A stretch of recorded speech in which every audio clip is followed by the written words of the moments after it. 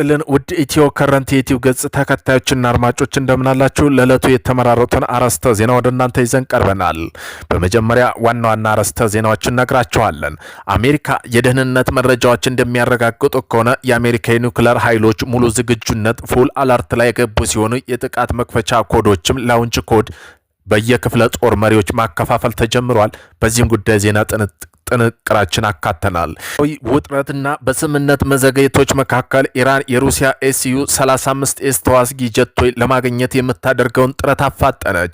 በቴህራንና ሞስኮ መካከል እየጠነከረ የመጣ ወታደራዊ ትብብር የሚያሳይ አዲስ ክስተት። ኢራን ለሁለት ሙሉ ስኳድሮች በግምት 48 አውሮፕላኖች ከፍተኛ ብቃት ያለው ስኳይ SU-35S ተዋጊ ጀቶች ከሩሲያ ለመግዛት ለረጅም ጊዜ ስታደርግ የነበረውን ጥረት ቀጥላለች። በዚህም ጉዳይ ዜና ትንታኔ ያካተናል። ፔንታጎን የB-21 ሬዲየስ ወይም B-21 ራዳር ቦምብ ጣይ አውሮፕላን ምርት ለማፋጠን $4.5 ቢሊዮን መድባ እንደ ዲፌንስ ዴይሊ እና ኤአርኤስፔስ መጋዘን ወይም ኤርና ስፔስ ፎርስ ማጃናይዝ ዘገባ ከሆነ ዩናይትድ ስቴትስ መከላከያ ቀጣዩ የB-21 ራዳር ድብቅ ስቴል ቦምብ ጣይ አውሮፕላን ምርት ለማፋጠን ተጨማሪ $4.1 ቢሊዮን መድባለች። ይህ ገንዘብ ድጋፍ ሰፊው የመከላከያ ወጪ አካል ሲሆን ዓላማው የማምረት አቅም ለማሳደግና አውሮፕላኖች ርክክብ ለማፋጠን ነው ተብሏል። በዚህም ጉዳይ ዜና ትንታኔ ያካተናል። ቆይታችሁ ትሰሙታላችሁ። አሜሪካ የቻይናን ኢንዶ ፓሲፊክ ግስጋሴ ብቻ ለመግታት እስከ 500 የሚደርሱ ዘመናዊ ራዳር ማምረት የሚችሉ እጅግ ዘመናዊና ስውር የሚባሉ ስድስተኛው ትውልድ ተዋጊ ጀትና ቦምብ አውሮፕላኖች ያስፈልጓታል ተብለዋል። በዚህም ጉዳይ ዜና ትንታኔ ያካተናል። ቆይታችሁ ትሰሙታላችሁ። ሩሲያ ለኢራን በግማሽ ቢሊዮን ዩሮ የሚገመት ዘመናዊ ሚሳኤሎች በሚስጥር ልትሸጥ ነው። በመካከለኛው ምስራቅ ያለው ውጥረት በከፍተኛ ሁኔታ በጨመረበት በዚህ ወቅት ሩሲያ 500 ሚሊዮን ዩሮ ወይም 437 ሚሊዮን ፓውንድ የሚያወጣ ሚስጥራዊ የጦር መሳሪያ ስምምነት ከኢራን ጋር መፈራረሟ ተሰምቷል። በዚህም ጉዳይ ዜና ትንታኔ ያካተናል። ቆይታችሁ የምትሰሙት ይሆናል። ቤተሰብ ለመሆን ላይክ፣ ሸር፣ ሰብስክራይብ ማድረገውን እንዳይረሱ። መረጃዎች እንደሚጠቁሙት ከሆነ የደህንነት መረጃዎች እንደሚያረጋግጡት ከሆነ አሜሪካ የኒውክሌር ኃይሎች ሙሉ ዝግጁነት ፉል አለርት ላይ ገቡ ሲሆኑ ጥቃት መክፈቻ ኮዶች ላውንች ኮድ ለክፍለ ጦር መሪዎች ማከፋፈል ተጀምረዋል። አሜሪካ ወታደራዊ ልምድ የኒውክሌር መሳሪያ ኮዶች የሚታደሉት በአንድ ሁኔታ ብቻ ነው። ይህም ጥቃት ለመሰንዘር ወይም ለሚሰነዘር የኒውክሌር ጥቃት ምላሽ ለመስጠት ትዕዛዝ ሲተላለፍ ነው። የእርምጃ ደህንነት መቆለፊያዎች መነሻዎችና ውሳኔ አሁን በመስክ ላይ ባሉ መሪዎች እጅ መሆኑን ያሳያል። የኒውክሌር እንቅስቃሴ በድንገት የመጣ አይደለም። ባለፉት 48 ሰዓታት ውስጥ 80 በላይ ራዳር እይታ እንደሚያመጡት ወይም ጎሶትና አዳኝ ተዋጊ ጀቶች 40 ነዳጅ ጫኝ አውሮፕላኖች ታጅበው መካከለኛው ምስራቅ ሰማይ ላይ ሲበሩ በራዳር ተገኝተዋል። ይህ የግዙፍ አየር ኃይል ስብስብ ተግባር ሰማይ መቆጣጠር፣ የትራምፕ ትልቅ ድንገተኛ ጥቃት የሚደርሱ ስልታዊ ቦምብ ጣይ አውሮፕላን መንገድ መክፈት ነው። የኒውክሌር ኃይሎች ለልምምር ብለው እንዲህ አይነት እንቅስቃሴ ያደርጉም። ተንታኞች እንደሚሉ ዋሽንግተን በአሁኑ ጉዳይ መፍትሄ በጄኔቫ ዝግ ክፍሎች ውስጥ ሳይሆን በቀጥታ በኢራን የኒውክሌር መሳሪያና የሚሳኤል ተቋማት ላይ እንደሆን ታምናለች። ትራምፕ አይጥና ድመት ጨዋታ ምንም አይነት የጸጸት እድል በማይተው ጥቃት ለመጨረስ ወስነዋል። ከዚህ ዝግጅት ጋር ተያይዞ ጠላት ጦርነት መጀመሩን ሳያውቅ በፊት የጥቃቱ ሰራዊት ኢላማ ላይ መድረሱን ለማረጋገጥ በመላው ቀጠና ላይ የራዳር ጨለማ መፍጠር የሚችሉ የአሜሪካ ኤሌክትሮኒክስ ጦርነት ስርዓቶች ላይ መጀመራቸው የሚጠቁሙ ዜናዎች ወጥተዋል። በክልላዊ ውጥረትና በስምምነት መዘግየቶች መካከል ኢራን የሩሲያውን SU-35S ተዋጊ ጀቶች ለማግኘት የምታደርገውን ጥረት አፋጠነች። በቴህራንና ሞስኮ መካከል እየጠነከረ የመጣ ወታደራዊ ትብብር የሚያሳይ አዲስ ክስተት። ኢራን ሁለት ሙሉ ስኳድር በግምት 48 አውሮፕላን ከፍተኛ ብቃት ያላቸው ስኮይ SU-35S ተዋጊ ጀቶች ከሩሲያ ለመግዛት ለረጅም ጊዜ ስታደርግ የነበረውን ጥረት ቀጥላለች። በቢሊዮን የሚቆጠሩ ዩሮ ዋጋ ያለው ይህ ሊደረግ የታሰበ ስምምነት ኢራን ከ1979 በፊት አሜሪካ ሰራሽ ከሆኑት F-14 ቶም ካትስ እና በሶቪየት ዘመን MG-29 ጀቶች እና ዘመናዊ አራተኛ ትውልድ ፎር ጄኔሬሽን ፕላስ ጀቶች ለመሸጋገር የምታደርገው ባለፉት 10 ዓመታት ውስጥ ትልቁ አየር ኃይል ዘመናዊ የማድረግ እንቅስቃሴ ነው።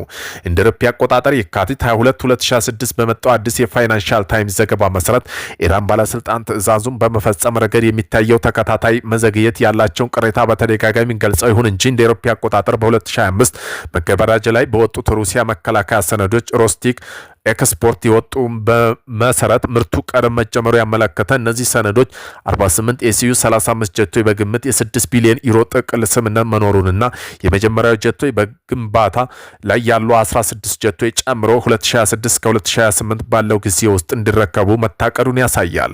ስምምነቱ የተወሰኑ ክፍሎች ኢራን ውስጥ የመገጣጠም አማራጭም ሊያካትት ይችላል። ይህ ፋይናንስ ታይምስ ዘገባ የመጣው በታህሳስ 2025 በተፈረመው ሌላ ሚስጥራዊ የ500 ሚሊዮን ዩሮ የጦር መሳሪያ ስምምነት ተያይዞ ነው። ስምምነቱ 500 ሃርቫል ተንቀሳቃሽ አየር መከላከያ ስርዓቶች 2500 ሚሳኤል የሚያካትት ሲሆን ዓላማው ከቅርብ ጊዜ ወዲህ ግጭቶች በኋላ ኢራን አየር መከላከያ እንደገና መገንባት። ይህ ሚሳኤል ስምምነት ኢራን በርካቶች ርክክብ መዘግየት ብታማርርም ሩሲያ ዋነኛው አቅራቢ መሆኗን ያጎላል። ምንም እንኳ ቅርብ ጊዜ ኤምአይ 28 የጥቃት ሄሊኮፕተሮች ወደ ኢራን ቢገቡም እስካሁን ድረስ ኤስዩ 35 ጀቶች ሀገር ውስጥ መግባታቸው አልተረጋገጠም። አንዳንዶች እንደሚሉ ከሆነ የሩሲያ ቀዳሚ ትኩረት ለምሳሌ በዩክሬን ያለው ጦርነት ጂኦፖለቲካ ምክንያት ሂደቱ ሊዘገዩ ይችላል። ቢሆንም ግን እነዚህ ጀቶች ኢራን ከደረሱ የሀገሪቱ አየር በላይነት እንደ ኤስዩ 30 ካሉ የሩሲያ መከላከያ ስርዓቶች ጋር በመቀናጀት የመከላከያ አቅሟን በከፍተኛ ሁኔታ ያሳድጋል። ይህ ስምምነት በመካከለኛው ምስራቅ ያለው ውጥረት በጨመረበት አሜሪካ በክልሉ ኃይሏን እያጠናከረ ባለችበትና ቴህራን በሚሰነዘርባት ስጋቶች መመከት ጥረት እያደረገ ባለበት ወቅት ኢራንና የሩሲያ ወታደራዊ ወዳጅነት መጠናከሩን ያሳያል። ፔንታጎን የቢቱ 21 ቦምብ ጣይ አውሮፕላን ምርት ለማፋጠን 4.5 ቢሊዮን ዶላር መድቧል። እንደ ዲፌንስ ዴይሊ እና እንዲሁም ኤር ስፔስ ፎርስ ሜጋናይዝ ዘገባ ከሆነ ዩናይትድ ስቴትስ መከላከያ ሚኒስቴር ቀጣይ የቢቱ 21 ራደር የድብቅ ሄልዝ ቦምብ ጣይ አውሮፕላን ምርት ለማፋጠን ተጨማሪ 4.5 ቢሊዮን ዶላር መድቧል። የገንዘብ ድጋፍ ሰፊ የመከላከያ ወጪ አካል ሲሆን ዓላማው ማምረት አቅምና ለማሳደግ የአውሮፕላኖቹን ርክክብ ለማፋጠን ነው።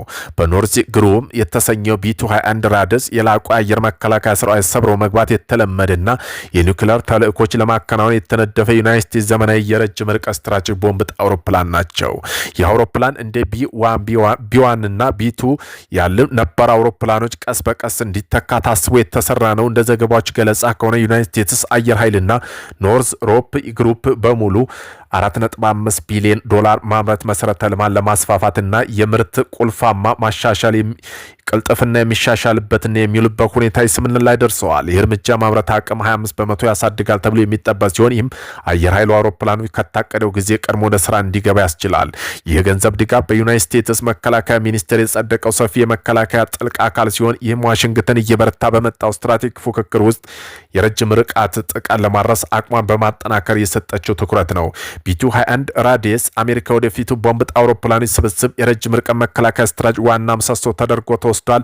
በላቀ ድብቅነቱ ቅርጽ በዘመናዊ የመረጃ ትስስርና ክፍተት ስርዓት አርክቴክቸር የተገነባ አውሮፕላን በሚቀጥሉት 10 ዓመታት ውስጥ ዩናይትድ ስቴትስ ከዓለም አቀፍ የጥቃት አድማስ በማስጠበቅ ወሳኝ ሚና ይጫወታል ተብሎ ይጠበቃል። አሜሪካ ቻይናን ኢንዶ ፓሲፊክ ግስጋሴ ብቻ ለመግታት እስከ 500 የሚደርሱ ዘመናዊ ራዳር ማምረት የሚችል እጅግ ዘመናዊና ስውር የሚባለው 6ኛው ትውልድ ተዋጊና ቦምብ ጣይ አውሮፕላኑ ያስፈልጓታል ተባለ። ይህ መረጃ የተገኘው በሚቸል ከተባለ አየር ኃይል ጥናት ውስጥ በተመሰረተው ተቋም ነው። እንደ ጥናቱ መሰረት ከሆነ አሜሪካ ይህንን በቻይና ዓለም ላይ በተለይ ኢንዶ ፓሲፊክ የምታደርገውን ተጽዕኖ ለመግታት ወይም ለመገዳደር 500 የሚደርሱ ኤፍ47 ቢቱ 21 ራደር ያለው 6ኛ ትውልድ የጦር አውሮፕላን መታጠቅ እንዳለባት ይገለጻል። ልክ እንደ አሜሪካ ቻይና ቢሆን ቹንግድ 31 እና ቹንግድ 50 ያሉ ምናልባትም አቅማቸው እስከ ምን ይደርስ ሳይሆን በዓለም ላይ በቅጡ የማይታወቅ ክንፍ አልባ ስውርና ዘመናዊ 6ኛው ትውልድ ተዋጊ ጀቶች አሉ። ትልቁ ጉዳይ ደግሞ ቻይና የምትሄድበት የምርት ፍጥረትና ቁጥር አሜሪካ በእጅጉ እየበለጣት መምጣቱ የዓለም ሀያል ነኝ የምትለው አሜሪካ ወደፊቱ ጣፋንታዋ ከባድ ሁኔታ መጋፈጡ ነው። ዓለምን በኤክስፖርት የምትመራው ቻይና በቻይና ኢኮኖሚ ቢሆንም አሜሪካ በመከተል እንደ ማራቶን ሩጫ ምንም ቢረዝም የሚቀርመው ግን ዓለም ለወደፊቱ የሚያዩ ይሆናል። አንድ ሀገር ኢኮኖሚ አስተማማኝ ሲሆን ደግሞ ወታደራዊ ጡንቻ የሚገነባው በዚሁ ምንጭ መሆኑን የዓለም ሚዛን ጊዜውን ጠብቆ ተገላባጭ መሆኑ ይነገራል። በመሆኑም ዓለም ላይ ዳኛ ነው የምትለው አሜሪካ ቢሆን ቀደምት ጀምሮ የያዘችው ከፊት የመምራት ብቻ በቀላሉ አታስረክብም። ዓለም ሀያላን እጅግ አስፈሪ የጦር እሳት ልትሞቅ ይሆናል ያስብላል። ምክንያቱም ደግሞ የዘፈን ዳርዳር እስከታ ነው እንደተባለ ሁሉ ከዚህ መረጃ ላይ ዓለም ምን ይማራል? እዚህ ሀገራት አጥፊ አውሮፕላን ቁጥርና ንጽጽር ላይ ናቸው። በዚህም ጉዳይ ምን ይከሰታል የሚለው ብዙዎች ግምት አሳስበዋል። ሩሲያ ለኢራን በግማሽ ቢሊዮን ዩሮ የሚገመት ዘመናዊ ሚሳይል በምስጢር ልትሸጥ ነው። በመካከለኛው ምስራቅ ያለው ውጥረት በከፍተኛ ሁኔታ በጨመረበት በዚህ ወቅት ሩሲያ 500 ሚሊዮን ዩሮ ወይም 437 ሚሊዮን ፓውንድ የሚያወጣ ሚስጥራዊ የጦር መሳሪያ ስምምነት ከኢራን ጋር መፈራረሟን ተሰምተዋል። ይህ ስምምነት ኢራን አየር መከላከያ አቅሟን ለመገንባት የምታደርገው ትልቅ ሙከራ እንደሆነ ተገልጿል። በወጡ ሚስጥራዊ ሰነዶች መሰረት ሩሲያ የሚቀጥሉት 3 ዓመታት ውስጥ ለኢራን 500 ቨርባል ሚሳይል ማስወንጨፊያ መሳሪያ ለመላክ ስታቅር በትከሻ ላይ ተደግፈው የሚተኮሱና በሰው የሚንቀሳቀሱ ዘመናዊ መሳሪያ ናቸው። 2500 የ9ኤም 366 አራተኛው ትውልድ የሆነ ሚሳኤል፣ ዝቅ ብለው የሚበሩ አውሮፕላኖች፣ ሄሊኮፕተሮች፣ ሰው አልባ አውሮፕላን፣ ድሮኖች፣ ክሩዝ ሚሳኤሎች የማውደም ብቃት አላቸው። 500 የሞግ ኤል2 ምሽት እይታ መሳሪያ የሚላኩ ሲሆን ኢራን በጨለማ ውስጥ ኢላማዎች ላይ እይታ እንድትመታ የሚረዳ ቴክኖሎጂ ናቸው። ኢራን ይህን ስምምነት የፈለገችው ባለፈው ዓመት ከእስራኤል ጋር የነበራት ጦርነት የወደሙባት አየር መከላከያ ስርዓቶች ለመተካት ነው። በእስራኤል ጥቃት ምክንያት አብዛኛዎቹ የኢራን ኤስዩ 3000 የመከላከያ ስርዓት ወድመዋል። አዲሱ ቨርባል ሚሳይሎች ክፍተትን ለመሙላት የታለመ ነው ተብሏል። ፕሬዚዳንት ዶናልድ ትራምፕ በኢራን ውስን ጥቃት ለመሰዘን እያሰቡ መሆኑ የገለጹበት ወቅት ስምምነት በመውጣቱ ሁኔታ ይበልጥ አወዛጋቢ አድርገውታል። ባለሙያዎች እንደሚሉ ከሆነ እነዚህ ሚሳይሎች የአሜሪካ ቬንዙዌላ ኒኮላስ ማዱሮን አይነት ኦፕሬሽን በሄሊኮፕተር ለመታደግ ብታስብ ትልቅ አደጋ ሊሆንባት ይችላል። ዋናው የርክክብ ሂደቱ እንደ አውሮፓ አቆጣጠር ከ2027 እስከ 2029 ባሉት ዓመታት የሚከወን ቢሆንም አንዳንድ መሳሪያ ቀድመው ወደ ቴህራን ተልከው ሊሆን እንደሚችል ተገምተዋል።